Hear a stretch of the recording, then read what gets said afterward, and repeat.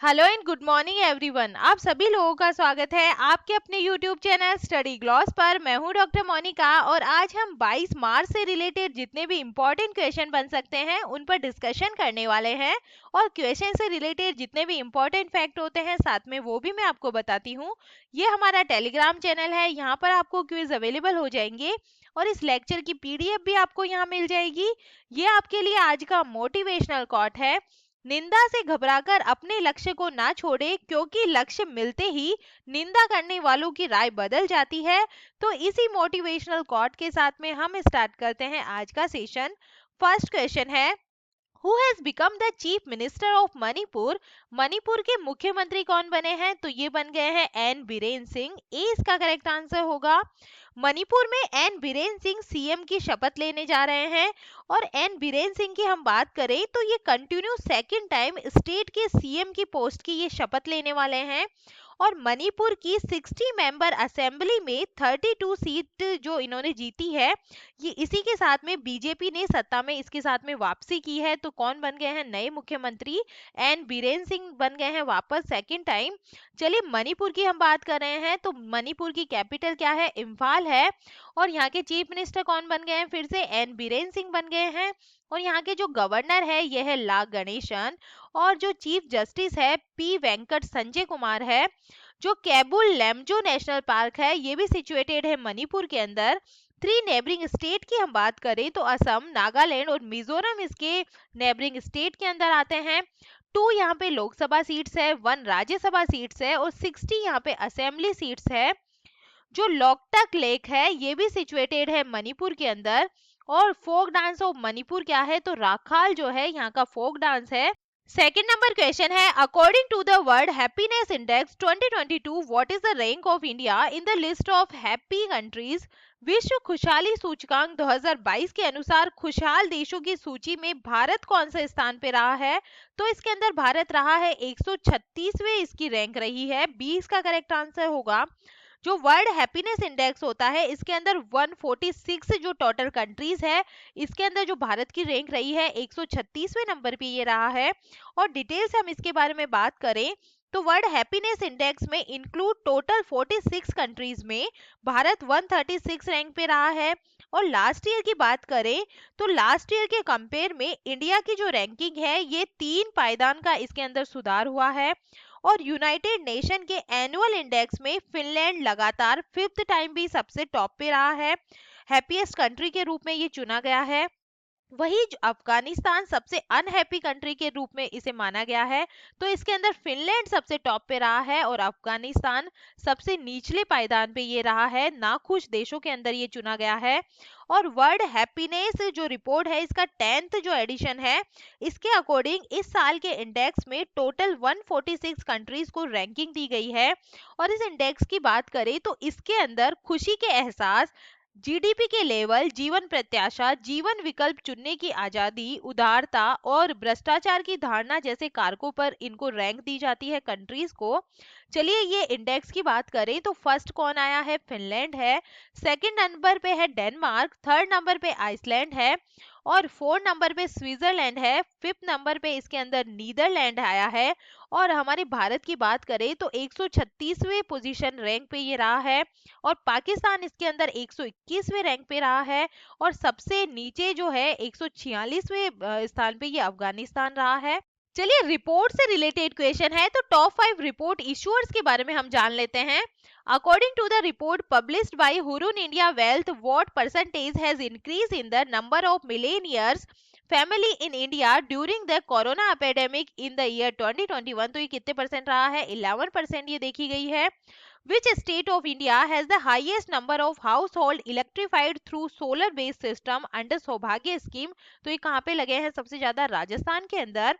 According to the global report of Global Entrepreneurship Monitor 2021-22, what is India's rank in term of ease of starting a business? तो India की जो rank रही है इसमें 4th position पे India रहा है। What is the rank of India in the global ranking of democracy index 2021 released by the economist intelligence unit? तो इसके अंदर जो इंडिया की रैंक रही है ये 46 नंबर पे ये इंडिया रहा है। According to the report release by TomTom traffic index 2021, which became the most congested city in the world, तो ये कौन सी रही है? इस्तांबुल इसके अंदर सबसे कंजेस्टेड सिटी के रूप में उभरी है। थर्ड नंबर क्वेश्चन है, which has become the first state in India to launch crop diversification index, फसल विविधीकरण सूचकांक शुरू करने वाला भारत का पहला राज्य कौन सा बना है? तो ये बन गया है तेलंगाना बन गया है। 20 का करेक्ट आंसर होगा। फसल विविधीकरण सूचकांक के बारे में हम डिटेल से बात करें तो तेलंगाना भारत का पहला ऐसा स्टेट बन गया है जिसने अपने फसल विविधीकरण पैटर्न को एक इंडेक्स के रूप में दर्ज करके फसल विविधीकरण सूचकांक को अपनाया है।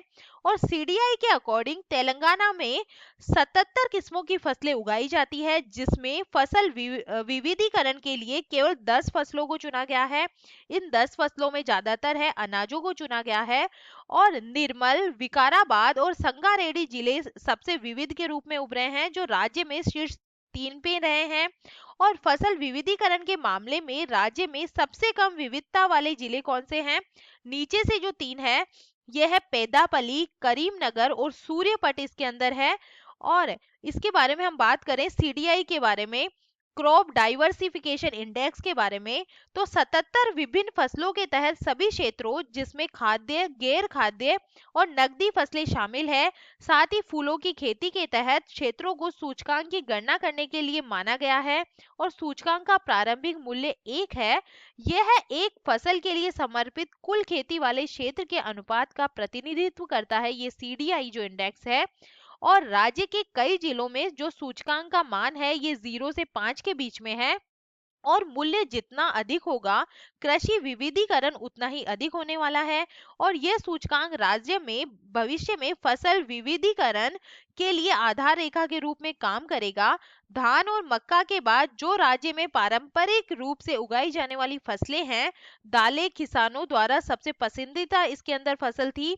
तो ये जो सीडीआई इंडेक्स है ये सबसे पहले लॉन्च किया गया है तेलंगाना गवर्नमेंट के द्वारा। और top 5 question related to Telangana state बात कर लेते हैं।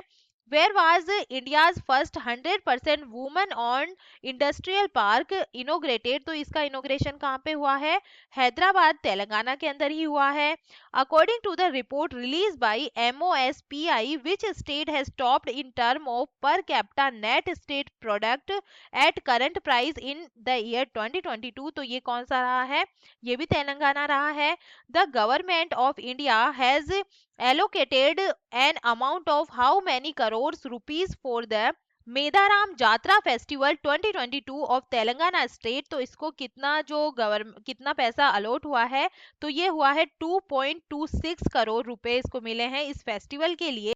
विच state has topped the list of most open defecation free villages, तो ये कौन से बने हैं? तो सबसे ज्यादा जो विलेजेस है ये कहाँ पे है? तेलंगाना के अंदर ही बने हैं। ODF plus where the 216 feet statue of Ramanujacharya, statue of equality, has been unveiled by Prime Minister Narendra Modi. जो रामानुजाचार्य जी की स्टेचू है, स्टेचू ऑफ इक्विलिटी इसका नाम रखा गया है। ये 216 फीट ऊंची स्टेचू है, तो इसका अनावरण कहाँ पे किया गया है? नरेंद्र मोदी जी के द्वारा। ये भी हैदराबाद तेलंगाना के अंदर किया गया है। 4 नंबर क्वेश्चन है, who has become the new MD and CEO of Tata consultancy services. Tata consultancy services के नए MD और CEO कौन बन गए हैं? तो ये बन गए हैं राजेश गोपीनाथ। सी इसका करेक्ट आंसर होगा। IT प्रमुख टाटा कंसल्टेंसी सर्विसेज के बोर्ड ने राजेश गोपीनाथन को कंपनी के MD और CEO के रूप में 5 साल के लिए फिर से इनको अपॉइंट किया है। और उनका जो दूसरा कार्यकाल है ये 21 फरवरी से शुरू होकर 20 फरवरी 2027 तक रहेगा। और राजेश गोपीनाथन को पहली बार 2017 में TCS के CEO और MD के रूप में इनको अपॉइंट किया गया था। और उनके नेतृत्व में कंपनी ने 31 मार्च 2017 को समाप्त वित्तीय वर्ष $17.6 बिलियन से बढ़कर 31 मार्च 2021 को समाप्त वित्तीय वर्ष में $22.2 बिलियन तक राजस्व के साथ में अपने स्थिति को इन्होंने मजबूत किया है। चलिए टॉप 5 MD और CEO की अब हम बात कर लेते हैं जो रिसेंटली अभी अपॉइंट हुए हैं। Who has become the MD and CEO of Bajaj Allianz General Insurance, तो ये कौन बन गए हैं? बजाज आलियांज जनरल इंश्योरेंस के जो नए MD और CEO ये बने हैं तपल सिंघल बने हैं। Who has become the new chairman and managing director of oil India limited, तो ये कौन बने हैं, रंजीत रथ बने हैं। Who has become the new CEO of national e governance division, तो ये बने हैं Abhishek Singh. Who has become the new managing director of IndiGo airlines, तो ये कौन बने हैं, राहुल भाटिया बने हैं। Who has been appointed as the new MD and CEO of Ujjivan small finance bank, तो ये कौन बनी है, इतिरा डेविस बनी है। 5 नंबर क्वेश्चन है, when is world sparrow day 2022 celebrated, विश्व गोरैया दिवस 2022 कब मनाया गया है, तो ये मनाया गया है 20 मार्च को। 20 का करेक्ट आंसर होगा। जो वर्ल्ड स्पैरो डे है ये हर साल 20 मार्च को मनाया जाता है और ये दिन घरेलू गोरैया और इससे होने वाले खतरों के बारे में जागरूकता बढ़ाने के लिए है। कुछ साल पहले आमतौर पर लोगों के घरों में गोरैया को देखा जाता था, लेकिन बढ़ते ध्वनि प्रदूषण के कारण ये पक्षी अब विलुप्त होने के कगार पर है। और विश्व गोरैया दिवस की जो थीम है ये रखी गई है लव स्पैरो, इस बार की थीम रखी गई है। इस मुद्दे पर ध्यान केंद्रित करने के परिणाम स्वरूप अधिक व्यक्तियों के गोरैया संरक्षण पर आधारित कई कार्यक्रमों और अभियानों में शामिल होने की संभावना है। इस बार की थीम है लव स्पैरो। और विश्व गोरैया दिवस की स्थापना the nature for ever society के संस्थापक मोहम्मद दिलावर ने की थी। और पहला विश्व गोरैया दिवस कब मनाया गया था, 2010 के अंदर ये मनाया गया था। और 2011 में वर्ल्ड स्पैरो अवार्ड की भी घोषणा की गई थी। चलिए टॉप डेज के बारे में हम बात कर लेते हैं जो हम इस मंथ में हमने रिसेंटली मनाए हैं। 4 मार्च को मनाया है हमने नेशनल सेफ्टी डे। 7 मार्च को हमने जन औषधि डे के रूप में मनाया है। 8 मार्च को हमने इंटरनेशनल वुमेन्स डे मनाया जाता है। 9 मार्च को हमने नो स्मोकिंग डे के रूप में मनाया है। 10 मार्च को वर्ल्ड किडनी डे और फाउंडेशन डे ऑफ CISF के रूप में मनाया है। 14 मार्च को हमने इंटरनेशनल मैथमेटिक्स डे मनाया है। 15 मार्च को वर्ल्ड कंज्यूमर राइट्स डे के रूप में हमने मनाया है। 18 मार्च को ऑर्डिनेंस मैन्युफैक्चरिंग डे के रूप में हमने मनाया है। और 20 मार्च को हमने वर्ल्ड ओरल हेल्थ डे और इंटरनेशनल डे ऑफ हैप्पीनेस के रूप में मनाया है। और वर्ल्ड स्पैरो डे भी हमने 20 मार्च को ही मनाया है। 6 नंबर क्वेश्चन है, which country has announced an investment of 3,20,000 crore in India in the next 5 years. किस देश ने अगले 5 वर्षों में भारत में 3,20,000 करोड़ रुपए के निवेश की घोषणा की है, तो ये की है जापान ने की है। सी इसका करेक्ट आंसर होगा। जापान के प्रधानमंत्री फूमियो किशिदा ने अपने भारतीय समकक्ष नरेंद्र मोदी के साथ यूक्रेन संकट सहित अन्य मुद्दों पर व्यापक चर्चा के बाद अगले 5 वर्षों में भारत में 5 ट्रिलियन येन यानी 3,20,000 करोड़ रुपए के निवेश की लक्ष्य की घोषणा की है। और दोनों पक्षों ने एक अलग स्वच्छ ऊर्जा साझेदारी को मजबूत करने के अलावा कई क्षेत्रों में द्विपक्षीय सहयोग को विस्तार देने के लिए 6 समझौतों पर इन्होंने हस्ताक्षर किए हैं। और ये जो घोषणा है ये 2014 की निवेश प्रोत्साहन साझेदारी के अनुरूप है, जब दोनों पक्ष 2014 से 2019 तक 3.5 ट्रिलियन येन के जापानी निवेश के लिए सहमत हुए थे। चलिए जापान के बारे में हम बात करें। Introduce the world's first dual mode vehicle, Henley topped the passport index, तो हेनले के अंदर जो पासपोर्ट इंडेक्स है इसके अंदर भी ये टॉप पे रहा है। A new Ireland was created by the volcanic eruption, तो एक नया जो आयरलैंड है यहाँ पे क्रिएट हुआ है। 7 नंबर क्वेश्चन है, biography of Soli Sorabjee, who has written Soli Sorabjee life and times. Soli Sorabjee की जीवन Soli Sorabjee life and times किसने लिखी है, तो ये लिखी है अभिनव चंद्र चूड़ के द्वारा ये लिखी गई है। 20 का करेक्ट आंसर होगा। जो बुक है सोली सोराबजी लाइफ एंड टाइम्स, अधिवक्ता और कानूनी विद्वान अभिनव चंद्रचूड़ ने इनको लिखी है। और भारत के पूर्व अटॉर्नी जनरल सोली सोराबजी के जीवन पर आधारित एक नई किताब अगले महीने ये आने वाली है।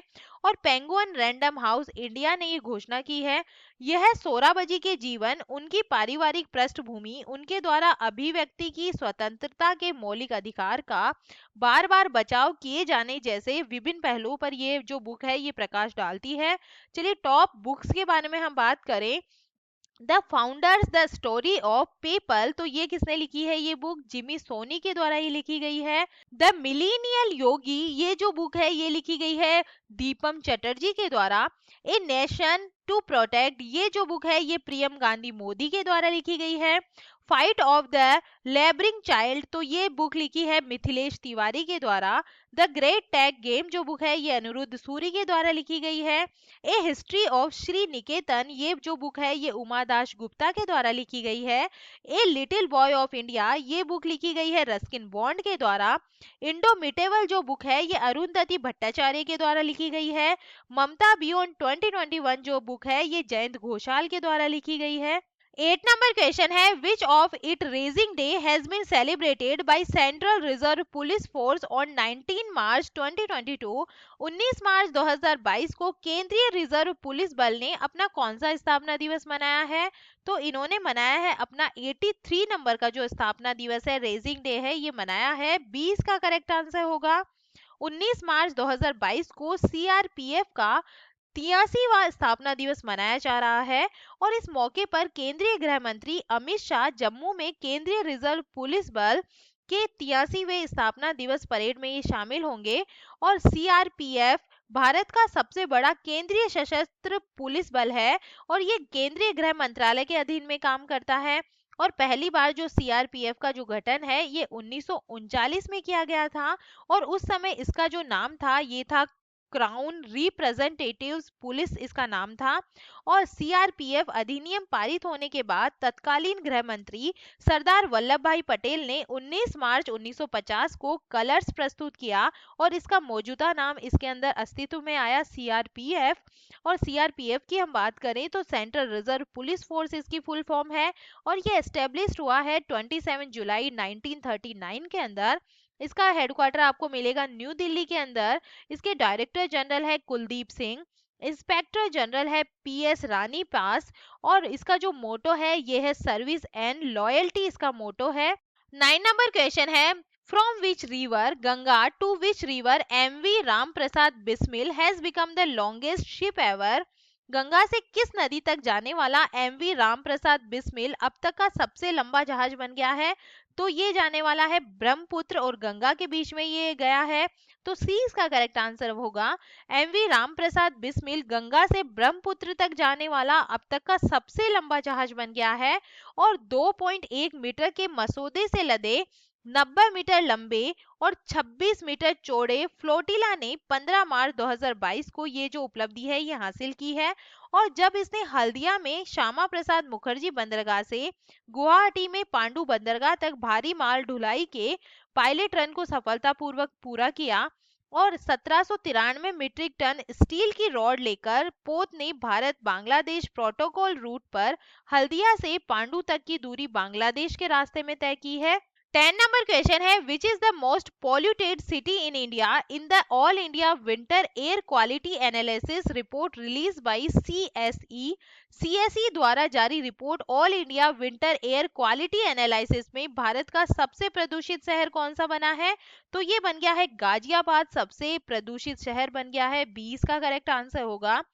वायु गुणवत्ता पर किए गए ताजा एनालिसिस के अंदर सामने आया है कि पिछले सर्दी के दौरान उत्तर भारत के 60 शहरों में से गाजियाबाद सर्वाधिक प्रदूषित रहा है। और सीएसई द्वारा किए गए all India winter quality analysis के अनुसार 2021-22 की सर्दियों के दौरान 15 अक्टूबर से 28 फरवरी तक उत्तर भारत के 60 शहरों का विश्लेषण किया गया और इसके बाद दूसरे नंबर पे दिल्ली आया है और इस क्षेत्र में सबसे साफ जो शहर है ये श्रीनगर रहा है। चलिए कल के जो एमसीक्यू है जल्दी से हम इन्हें रिवाइज कर लेते हैं। फर्स्ट क्वेश्चन है, किस राज्य के राजस्व विभाग ने भूमि सर्वेक्षण या भूमि विवरण प्राप्त करने के लिए एक दिशांक ऐप को लॉन्च किया है? तो जो दिशांक ऐप है ये लॉन्च किया गया है कर्नाटका गवर्नमेंट के द्वारा। सी इसका करेक्ट आंसर होगा। सेकेंड नंबर क्वेश्चन है, आयुध निर्माण दिवस 2022 कब मनाया गया है? तो ये मनाया गया है 18 मार्च को। डी इसका करेक्ट आंसर होगा। थर्ड नंबर क्वेश्चन है, वैज्ञानिक अनुसंधान में उत्कृष्ट कार्य के लिए 31वें जीडी बिरला पुरस्कार से किसे सम्मानित किया गया है? तो ये दिया गया है नारायण प्रधान को ये दिया जाएगा। फोर्थ नंबर क्वेश्चन है, 36वें इंटरनेशनल जियोलॉजिकल कांग्रेस सम्मेलन का आयोजन कहाँ होगा? तो ये होने वाला है न्यू दिल्ली के अंदर। सी इसका करेक्ट आंसर होगा। 5 नंबर क्वेश्चन है, फ्लिपकार्ट हेल्थ प्लस के नए सीईओ कौन बन गए हैं? तो ये बन गए हैं प्रशांत झावेरी बन गए हैं। 20 का करेक्ट आंसर होगा। 6 नंबर क्वेश्चन है, एसबीआई कहाँ इनोवेशन, इंक्यूबेशन और एक्सेलरेशन सेंटर स्थापित करेगा? तो ये करने वाला है हैदराबाद के अंदर। सी इसका करेक्ट आंसर होगा। 7 नंबर क्वेश्चन है, हुरून ग्लोबल रिच लिस्ट 2022 में शीर्ष स्थान किसने हासिल किया है? तो ये किया है एलोन मस्क ने, इसके अंदर शीर्ष स्थान पे ये रहे हैं। ए इसका करेक्ट आंसर होगा। 8 नंबर क्वेश्चन है, अंतरराष्ट्रीय प्रसन्नता दिवस कब मनाया गया है? तो ये मनाया गया है 20 मार्च को। सी इसका करेक्ट आंसर होगा। 9 नंबर क्वेश्चन है, किसने प्रसिद्ध फिनटेक व्यवसाय इजिलियन टेक्नोलॉजीज को खरीदने की घोषणा की है? तो ये की है रेज रप्पे के द्वारा। सी इसका करेक्ट आंसर होगा। 10 नंबर क्वेश्चन है, किसने प्रमुख परीक्षणों के लिए अपना मेगा मून रॉकेट लॉन्च किया है? तो ये लॉन्च किया गया है नासा के द्वारा। 20 का करेक्ट आंसर होगा। और ये था कल का study gloss question. Fearless governance नामक पुस्तक किसने लिखी है? तो ये जो पुस्तक लिखी है डॉक्टर किरण बेदी के द्वारा ये लिखी गई है। ए इसका करेक्ट आंसर होगा।